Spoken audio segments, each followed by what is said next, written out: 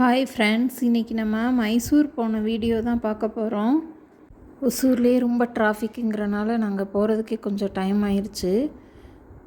அதனால் போகிற வழியிலே நாங்கள் லஞ்சு சாப்பிட்டுட்டு தான் போனோம். நாங்கள் பாக்சாலான்ற ஒரு ரெஸ்டாரண்ட்டில் தான் லஞ்சு சாப்பிட்டோம். ரொம்ப நல்லா இருந்துச்சு. இந்த ஹோட்டல் நிறைய இடத்துல இருக்குது.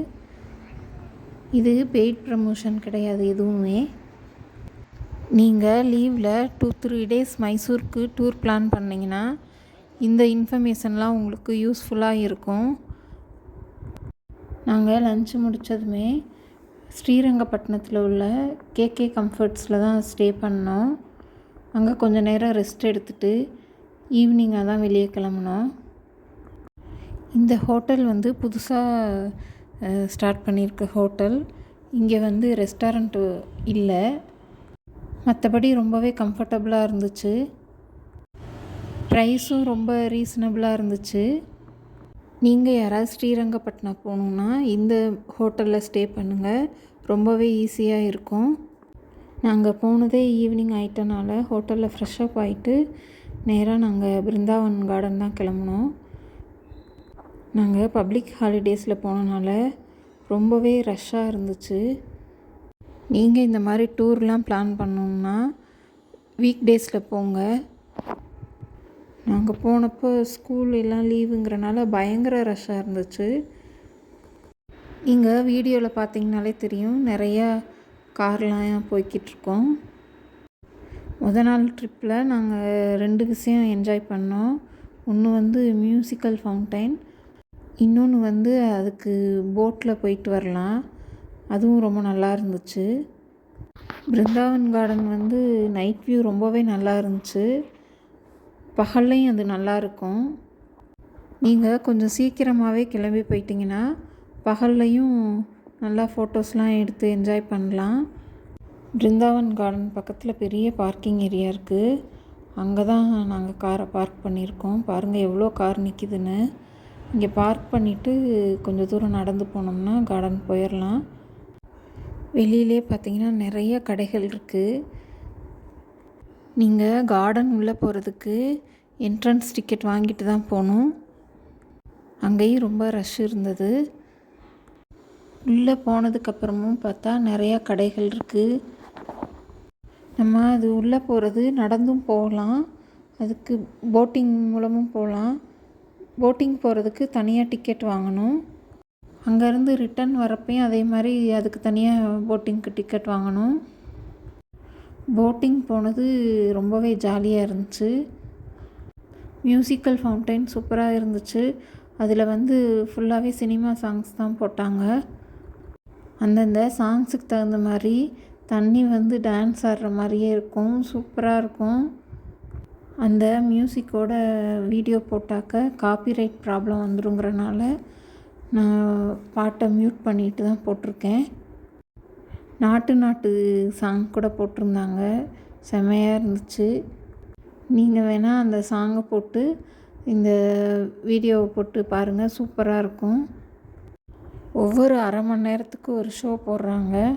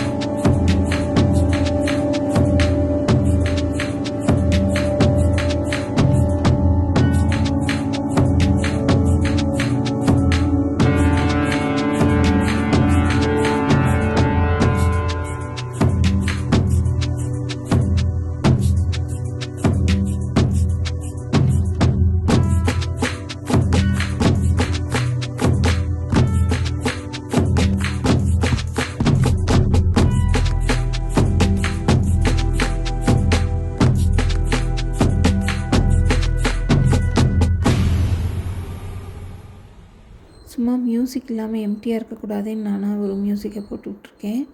நீங்கள் வேறு ஏதாவது மியூசிக்கை போட்டு கூட பார்க்கலாம், சூப்பராக இருக்கும். நாங்கள் அடுத்த நாள் எங்கெல்லாம் போனோங்கிறத வேறு வீடியோவில் நான் காட்டுறேன்.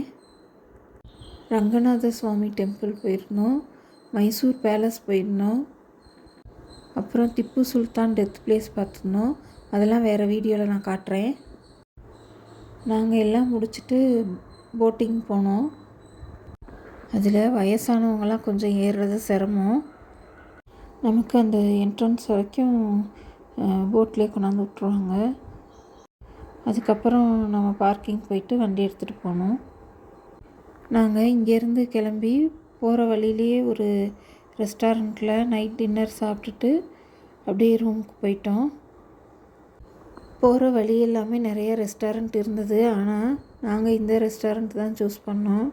ரொம்பவே நல்லா இருந்துச்சு. ப்ரைஸும் பார்த்திங்கன்னா ரொம்பலாம் இல்லை. ஓகே ஃப்ரெண்ட்ஸ், இந்த வீடியோ பிடிச்சிருந்துச்சுன்னா லைக் பண்ணுங்கள், ஷேர் பண்ணுங்கள், சப்ஸ்கிரைப் பண்ண மறந்துடாதீங்க. தேங்க்யூ.